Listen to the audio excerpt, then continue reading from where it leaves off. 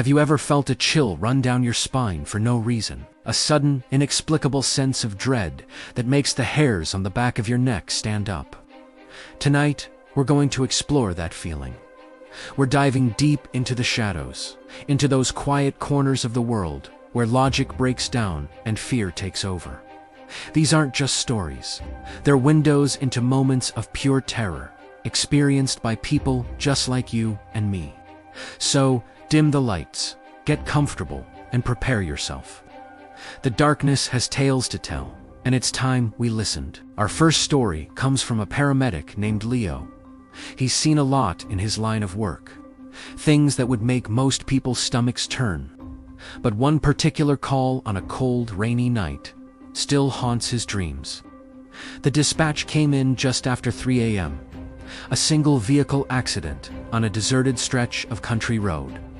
When Leo and his partner, Sarah, arrived, the scene was eerily quiet, save for the rhythmic drumming of rain on the ambulance roof. A small, older model sedan was crumpled against a massive oak tree. The front end was completely destroyed, steam still hissing from the ruptured radiator. As they approached, Leo felt a strange stillness in the air. The woods that lined the road were unnaturally silent. No crickets, no rustling leaves, just the oppressive weight of the dark. Inside the car, a young woman was slumped over the steering wheel. She was conscious, but disoriented. Leo began his assessment, asking her name. What happened? She just mumbled, "The little boy. I hit the little boy." Leo and Sarah exchanged a worried glance. They scanned the area with their powerful flashlights, sweeping the beams across the wet asphalt and into the dense woods. Nothing. No sign of a child, no tracks in the mud, no scuff marks on the road. They told her they couldn't find anyone, that maybe she was confused from the impact. But she was insistent, her voice trembling with a mix of panic and guilt. No, he was right there, in the middle of the road. He was wearing a red raincoat. I swerved to miss him. I heard a thump. Her eyes were wide with a terror that Leo couldn't dismiss. He felt a knot tighten in his gut. They performed another, more thorough search. Leo pushed deeper into the woods, the rain soaking through his uniform, his boots sinking into the soft, muddy ground. The flashlight beam cut through the darkness, revealing nothing but tangled undergrowth and dripping leaves. It felt like the woods were holding their breath, watching him. Back at the ambulance, they finally managed to get the woman onto a stretcher. As they were loading her in, she grabbed Leo's arm, her grip surprisingly strong. "You have to find him," she pleaded, tears streaming down her face. "He's all alone out there." Leo promised they would call the sheriff's department to conduct a wider search, just to ease her mind. As the ambulance doors closed, Leo took one last look at the crash site. His flashlight beam caught something small and dark near the base of the oak tree. Curious, he walked over. It was a child's shoe, an old-fashioned leather shoe, caked in mud, looking like it had been there for decades. His blood ran cold. He couldn't explain it. As they drove away, he kept looking in the rearview mirror, half expecting to see a small figure in a red raincoat, standing on the side of the road, watching them leave.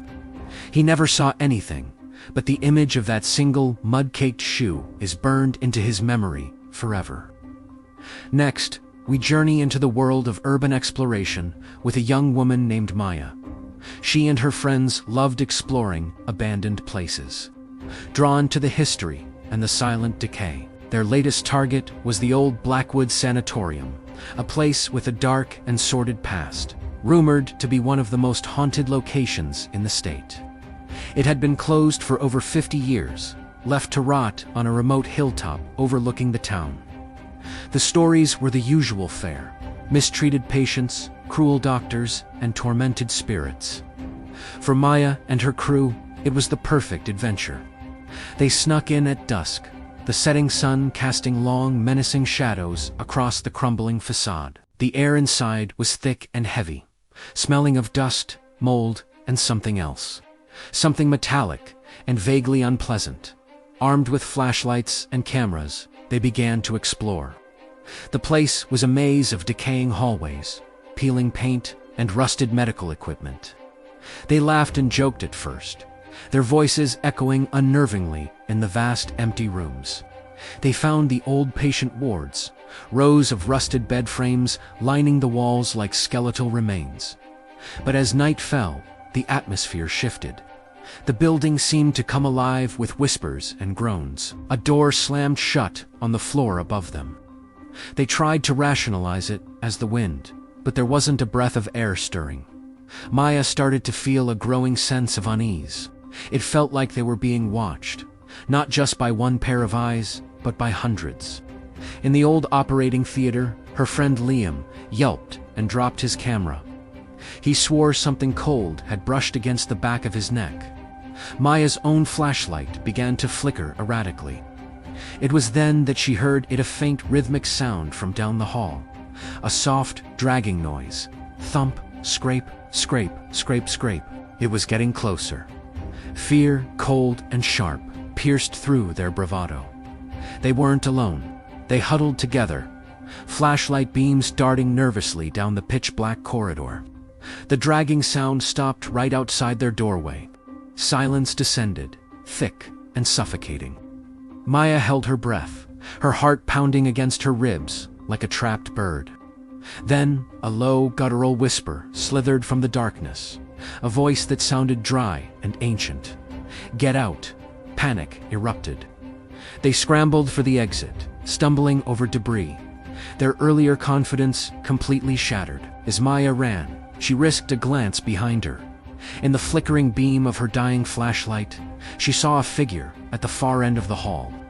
It was tall and gaunt, dragging one leg behind it, its form indistinct and wavering like heat haze. She didn't wait to see more. They burst out into the cool night air, gasping for breath, and didn't stop running until the sanatorium was just a dark silhouette on the horizon. Maya never went urban exploring again. Sometimes, late at night, when the house is quiet, she can still hear that faint dragging sound in her mind. Our final story tonight comes from a place many of us feel safest, our own home. It's about a couple, Mark and Clara, who bought their dream house in a quiet suburban neighborhood. It was an older home, a charming Victorian with lots of character, and they were excited to fix it up and start their new life together. The first few weeks were perfect. They painted walls, unpacked boxes, and fell in love with the house's quirky charm. But then, small, unexplainable things started to happen. It began subtly: a misplaced set of keys, a book falling off a shelf, a door they were sure they'd closed being found wide open. They brushed it off as forgetfulness, the house settling. But the incidents grew more frequent and more personal. Clara would hear faint whispers just on the edge of her hearing while she was home alone. Mark would feel cold spots in the hallway, pockets of air so frigid they'd raise goosebumps on his arms, even on the warmest days. One evening, while Clara was in the kitchen, she saw a shadow move in her peripheral vision, a dark shape that flitted just out of sight when she turned to look. Her heart skipped a beat. She tried to convince herself it was a trick of the light, but the feeling of being watched lingered. The real turning point came a week later. They had a babysitter, a sweet teenage girl named Emily, watching their 5-year-old daughter, Lily, while they went out for dinner. About an hour into their meal, Mark's phone rang. It was Emily, and she sounded terrified. "You need to come home," she whispered, her voice choked with sobs. "Lily, she's talking to someone in her room, but there's no one there." They raced home, their minds reeling. When they arrived, they found Emily huddled on the couch, pale and shaking. They rushed upstairs to Lily's room. The door was slightly ajar. They could hear Lily's soft voice from inside. She was having a conversation. "No, I don't want to play that game," she said. "It's scary." A pause. "Why are you hiding in my closet?" Mark and Clara froze in the doorway, their blood turning to ice. Mark slowly pushed the door open. Lily was sitting on her bed, talking to the empty space in front of her closet. She looked up at her parents, her eyes wide. "The lady in the closet is sad," she said matter-of-factly. She wants to play hide-and-seek, but she never wants to be found. Mark slowly walked over to the closet and pulled the door open. It was empty. Just a few of Lily's dresses and toys. But the air inside was unnaturally cold, and a faint, musty smell, like old perfume and decay, hung in the air.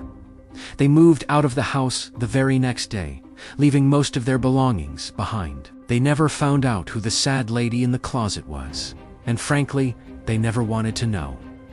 The world is full of unexplained phenomena, shadows that dance at the edge of our vision, and whispers that ride on the wind. The stories we shared tonight are just a few glimpses into that other reality, a reminder that we may not be as alone as we think.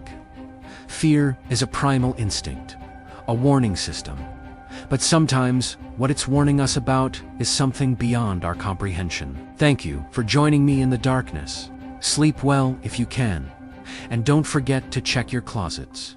Follow 4 more tales from the shadows.